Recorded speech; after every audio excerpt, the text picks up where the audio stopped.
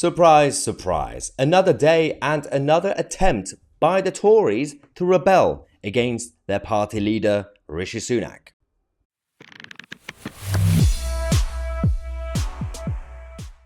Yeah, it's happening again.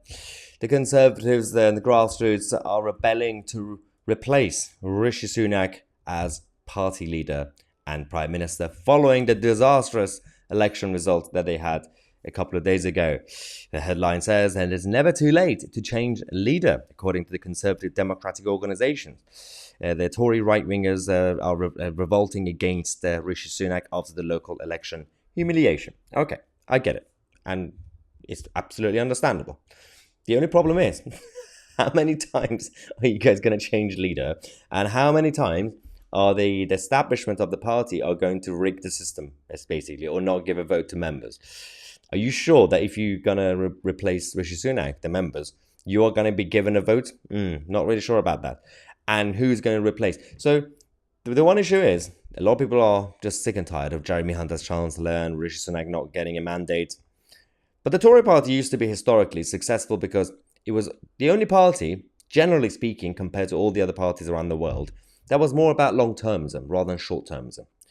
Right now, they are so impatient that they keep having elections after elections.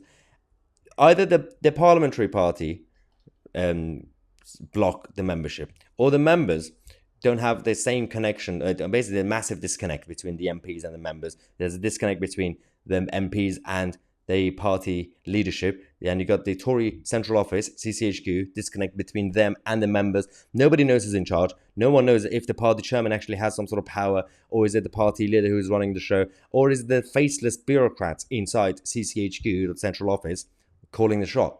So that's why they're calling to reform the system, not just remove the leader, but also reform CCHQ. Now, the Conservative Democratic Organisation are leading this anti-CCHQ rebellion.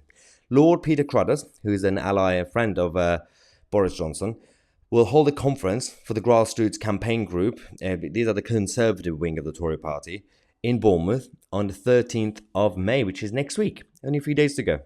Priti Patel and Jacob Rees-Mogg will be leading this rally alongside a few other right-wingers of the parliamentary party and the grassroots and everybody else. So this is the plan, according to the CDO, whatever it's called. And the idea to give more say and more power to the members is good. But when the party leadership is against it and when CCHQ is against it, who is going to be actually leading this movement? Because you can't just have members protesting. If you're going to have some sort of strike or some sort of mass resignation or quitting your membership, then fine. Maybe they're going to learn their lesson. But they won't. Because they're going to get big money from big donors. Donations will come in anyway. They'll find a way to survive as a party. So this is the Conservative Democratic Organisation and their website. They, in relation to this story, they said that we need to get back to conservative values. We have lost direction under Rishi, and the Conservatives no longer recognise what we stand for. It's time for a total reboot. I absolutely agree with this. Yeah. They say it's never too late to change leader, but the CDO is not about bringing back Boris, because until now, there have been a lot of accusations of them trying to bring back Boris, and we've talked about it actually on this channel. So they're trying to clarify, we don't want to actually bring back Boris, but we want to just remove Rishi. I mean, if you have a plan, then fine. But can you not just have leadership elections every 2 months? It's just embarrassing. It's extremely embarrassing, and it just seems a bit childish. The most successful and oldest democratic political party in the world. Are you kidding me? They need to have a plan.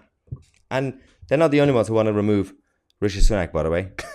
Apparently, the Liberal Democrats and Sir Davy, they have their new, they did a new publicity stunt after the local elections with this weird big clock, which looks, I'm guessing is from the Elizabeth Tower, the Big Ben, saying time's up for Rishi Sunak. It's hilarious. The Liberal Democrats are so excited like children. They've got a few new seats and they think, well, everybody go home and prepare for government because the Lib Dems are coming back. They're not coming back. I can assure you, the Liberal Democrats will not ever get a majority in the House of Commons. I mean, I'm not really into predictions, but I can assure you, it's never going to happen. We're going to come back in half an hour and tell you guys about Nigel Farage's analysis of the local elections. I'm Mahyar Tousi, and we are the media.